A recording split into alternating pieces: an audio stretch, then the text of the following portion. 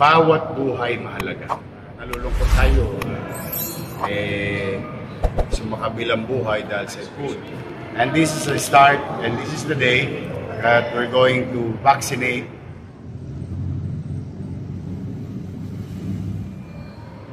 kung pwede sa ating mga barangay.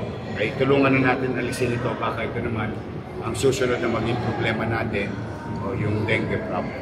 But for now, we must continue and pursue declogging our drainage system. Kahit man lang sa mga kanal natin, mabawasan natin ang espasyo o bara sa ating mga imbornal. Same manner, we are facing another challenges, yung after effect. Then, leptospirosis infected patient is terrible. Mahirap na sakit ito. Bawat buhay may halaga. At bagay lamang bigyan ng sapat na atensyon. Thank you, Yorme.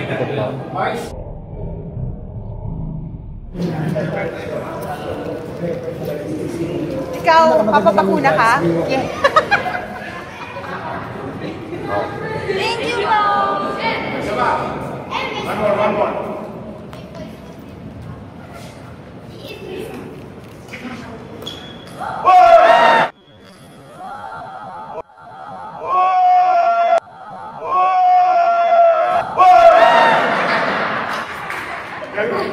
Thank you. Maingit sila lahat!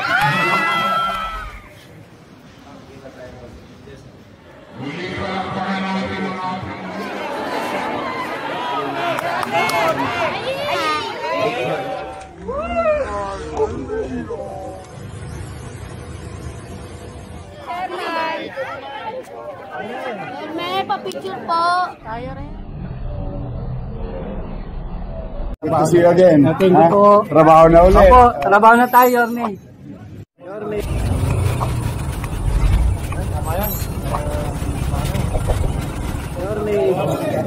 Yorme. Oh, good to see you again. Thank you po. Trabaho na ulit. Opo, trabaho na tayo, Yorme.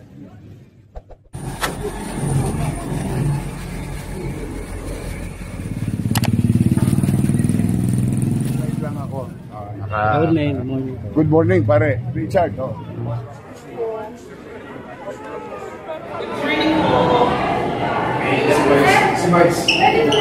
Thank you, Yorme. Sarap. Labig.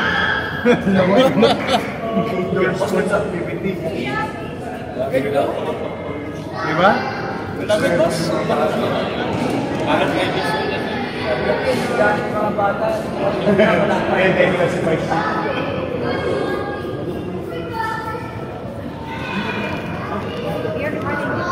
Oh, sure.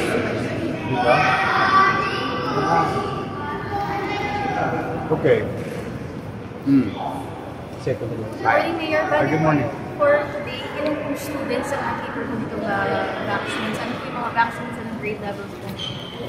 Well, yung nangyari today is the symbolic opening of the campaign for vaccination sa ating mga mag-aaral sa pampublikong paaralan dito sa lungsod ng Maynila, elementarya at high school. And this is the start, and this is the day that we're going to vaccinate 53,000 more or less clients o mga batang Maynila sa lungsod. At lalo na yung sa mga kababaihan, mga estudyante pa ba yung HPV, importante yung HPV dahil talagang isa yan sa mga sitwasyon na paglaki ng ating mga kababaihan. Malaking porsyento kakasakit. But then again, we're very happy despite of lacking of resources, we're still happy with partnership and the help of the DOH family with this journey of protecting the kids or mga batang Maynila. Ano po inaasahang epekto ng programa po sa mga Manila? It's more on really protection and prevention of possible sakit. Bata na pwede lang makuha. So it's like the way it was during our first term. Kung naalala niyo yung sa HEPA vaccine natin, so on and so forth. And we're very glad to share to the people of Manila at the rate we are going in the past. We always achieve our goal and the national goal ng DOH. So we are hoping that in the coming days, parents and children will participate in the program. Kasi tingnan ninyo, in line with this protection sa ating mga batang Manila, today, if I may say, we are almost in a critical situation with regard to the leptospirosis infection. This is our second week of dry days. After the typhoon Krising, I would like to inform the public that we are 140 cases in the city. 4 deaths. Nalulungkot tayo. Sumakabilang buhay dahil sa infection ng leptospirosis. But why am I saying that kailangan mag-ingat ang taong bayan?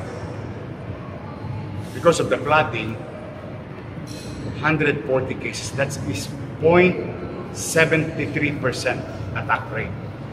So that is above the average of 0.5. So that's why nananawagan ako sa ating mga kababayan sa mga barangay.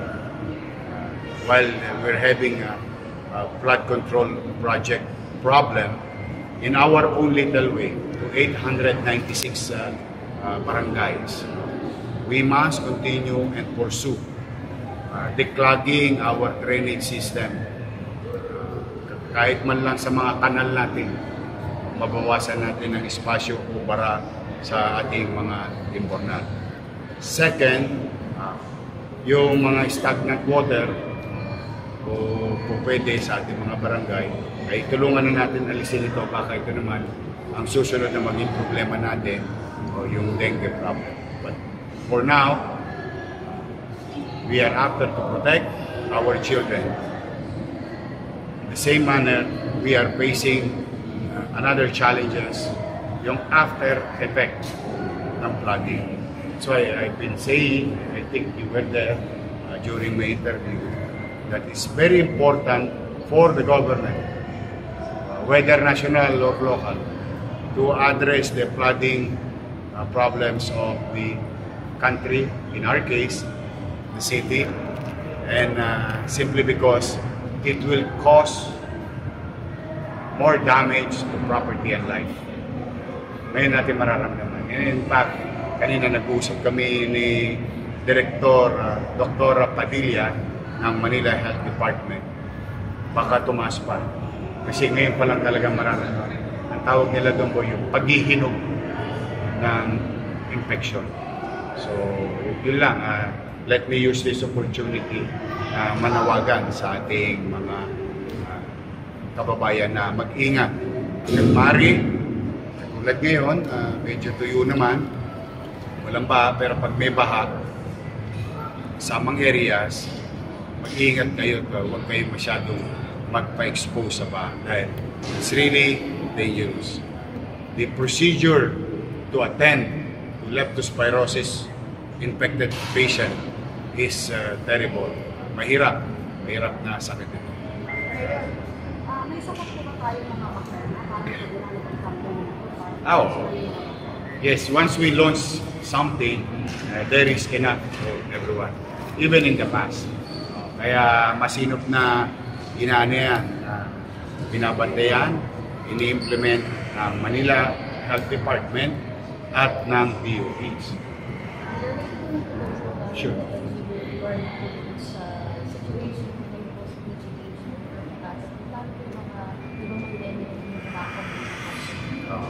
Ay, kami naman, willing tumulong. Ang ospital, I always believe that bawat buhay mahalaga. Bawat buhay may halaga.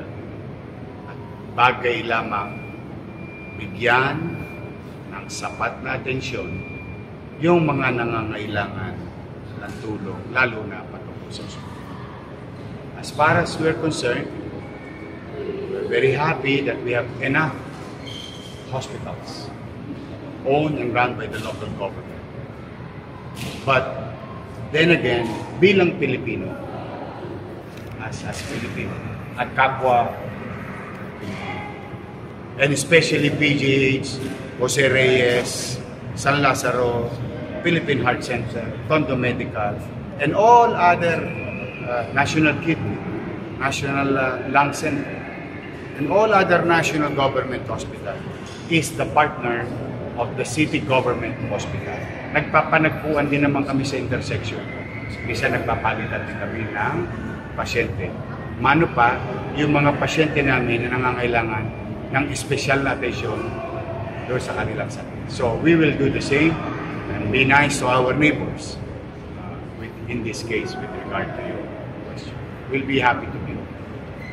Tulong-tulong lang. Thank you. Okay.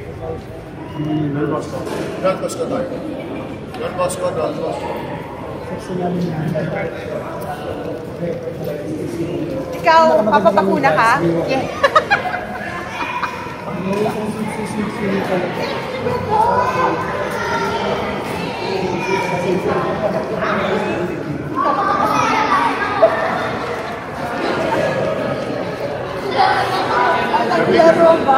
Dito, dito. Okay.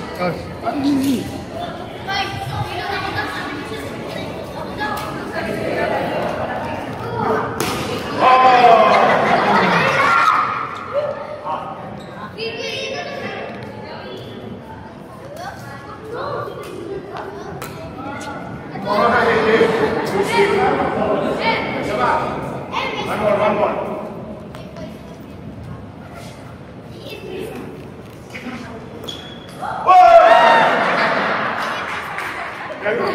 Thank you. Oh, you enjoy your team, huh?